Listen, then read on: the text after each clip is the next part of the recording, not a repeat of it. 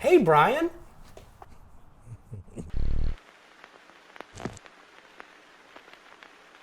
Hey, everybody, have you heard the news? Oh. This episode is brought to you.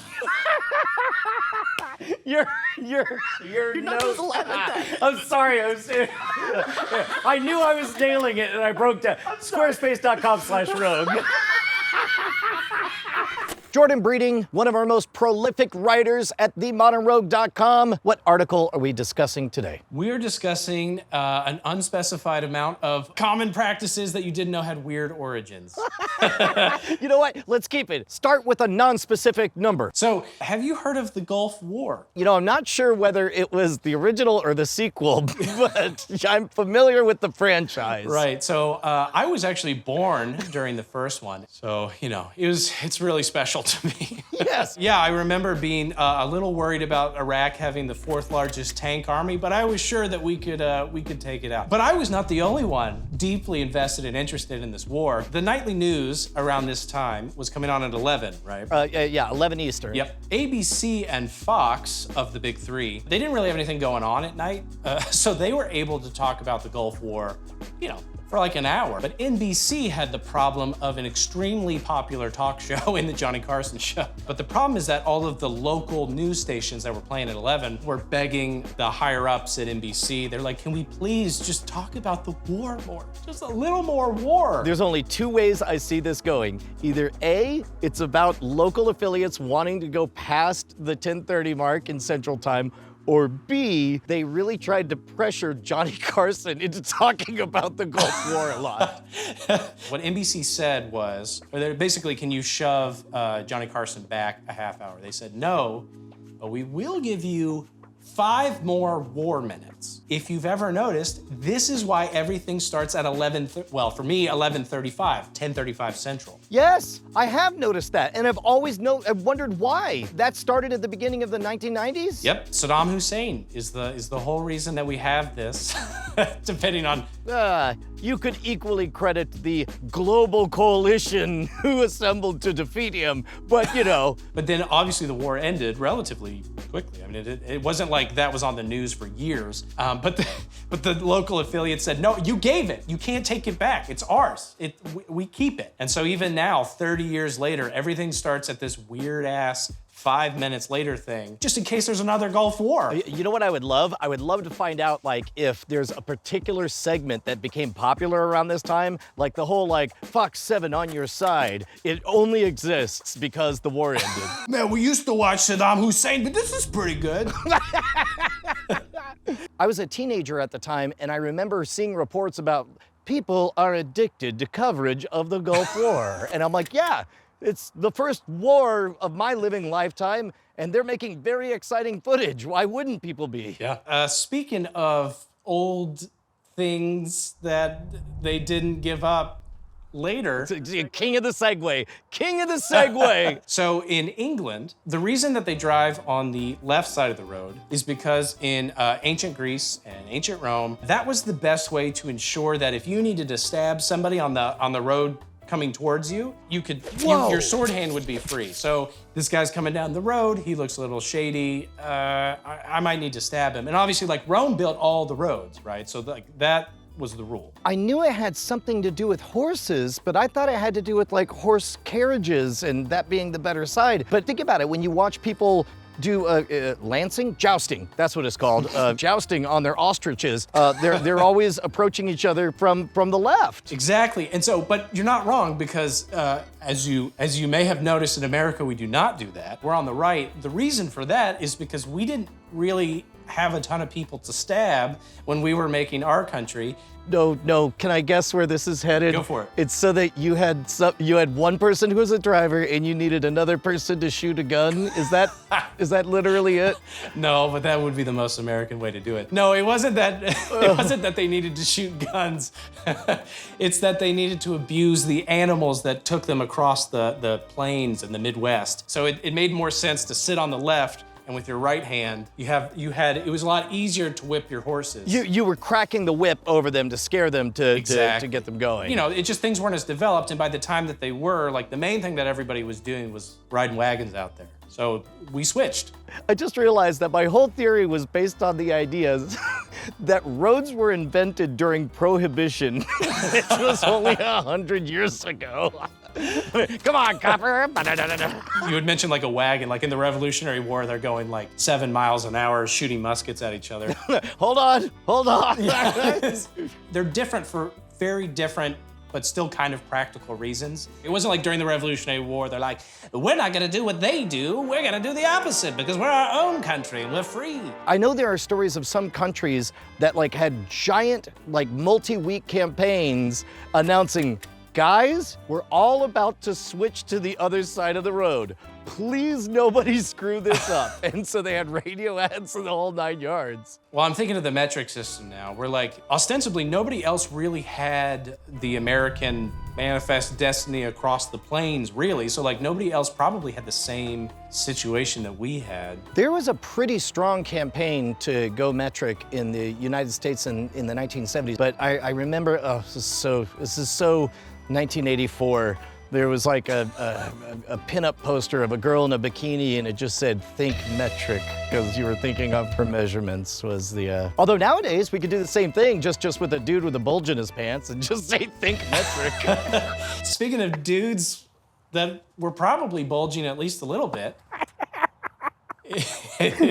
in the 1890s, colleges are playing football. This is American football, but their football was very different than what we know now because they couldn't throw the ball forward. Like forward as in, it can't go past the line of scrimmage. Oh, like literally they were not allowed to throw the ball forward. Yeah, that was cheating. Not that they had either malformed limbs or that the ball was like a boomerang. They would throw it and it would come back. No. They thought it was lame, basically. They were just like, football is you grab a ball and you run until you get slammed 3 inches later because there's 22 dudes just all slamming into each other. One of the things that didn't exist yet was the huddle. People just go up to the line and they would say a bunch of like code words that were still basically like run ball straight ahead because that was like basically the only play they had. And they would say it fast enough that nobody could really adjust and then they do that. And so that was all they did. So there was no need for a huddle. So basically they'd all get up there and it says, run play says what? Yeah. And somebody goes, what? And then off they would Right, go. because like the only alternate play that you could do to ostensibly running straight forward is you could lateral, right? Like you could throw the ball behind the line. There was this college and all their players were deaf. When the quarterback needed to say what the play was, it took a lot longer, right? Because they're having to sign and look at everybody. And so other teams could learn their plays much quicker. That's so funny because I was about to bring up the code talkers from World War II who were speaking Navajo. It's like, that seems like that would give you an unfair advantage. You would think that, but this was in a time where actually a lot of people knew ASL and they knew that this team only used ASL. So there was enough, they were able to basically have at least one guy on their team more often than not. So they were getting blown up all the time. So this guy, he like invented the idea of like, hey, why don't we just all look at each other away from them, come up with a play and then run it. And so then other teams started adopting it. And then ironically, what happened is several years later, that same football team, obviously different players, they didn't need to do huddles anymore because, to your point, nobody knows ASL anymore. Or at least not as widespread as they did then. So they were like, well, they're not gonna learn it anyway, so. You know what it makes me think of is, I think there was some podcast that I heard about the invention of the slam dunk, and all of a sudden it just became like just wrestling beneath the hoop. Right. At first they tried to ban the slam dunk, but that was difficult to enforce, and so instead they altered the game slightly by creating the three-point line, and now all of a sudden there was a kind of a gambling incentive to try to shoot from very far away, and the game got more interesting again. I think in 1905, 18 people died and 150 got injured, which is too many people just playing football. I would say it's 18 more people than should have died playing that game. Right, and so Teddy Roosevelt, and this is Teddy Roosevelt who is quoted as saying things like, if you're not getting hurt, you're not doing it right. Even he was like, I don't think people need to die this much playing the sport. So he got a bunch of people together, and out of this was invented the forward pass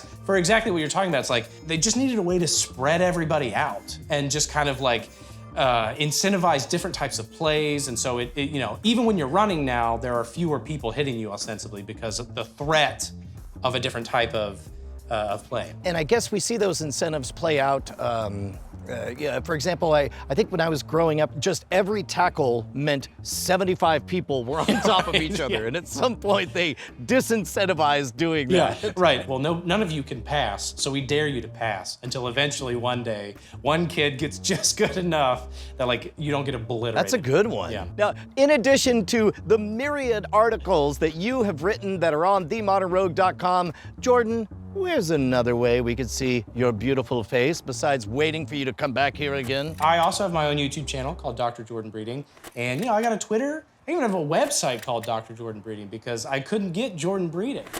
Have I talked about the fact that I'm still doing the same thing I was doing 25 years ago? Aren't we all? Are you even 25? How old are you? 25 years ago, I wanted to start performing, and I didn't have a venue, so I started performing on a street corner.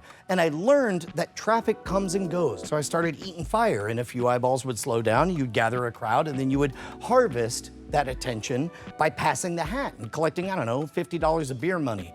I kept on doing the same thing. It ended up being a stage show that I took all over the United States. It ended up being a YouTube channel. Playing the same game ended up being a TV show. All of that could have been amplified if I had just had Squarespace. Squarespace makes it easy to amplify your message, to get started and have somebody who is not you cover everything from distributed hosting. So if you become an overnight success, your servers aren't gonna go down. And as you grow, you're able to create members-only sections. You're able to take video blocks to email lists, e-commerce, and custom merch. All of that is easy, and it's all part of the plan for your success at world domination if you start right now with our friends at Squarespace. Head on over to squarespace.com/rogue. Spell it right, R-O-G-U-E. Give it a free trial when you fall in love, because of course you will. Make sure to use promo code ROGUE at checkout. You'll get 10% off. You'll be keeping us in business, and more importantly, your message will get out to the world.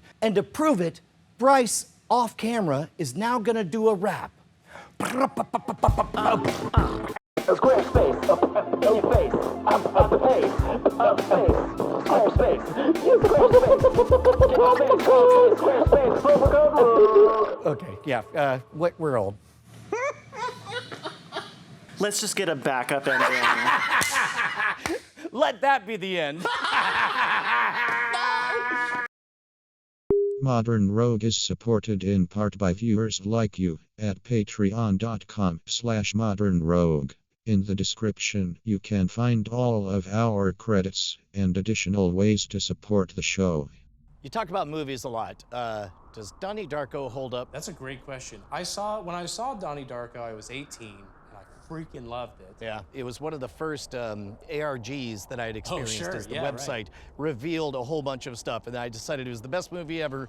And then I started to watch it again as a grown-up, and I was like, you know what, let me just, you know what, that's a great memory I have. I just, at the time, was like, that kid looks sad and angry, and he speaks his disgusting mind, and I want to be like that guy. I bet someday he'll be a Spider-Man villain. Right, with a friggin' fishbowl on his head. How far we've come.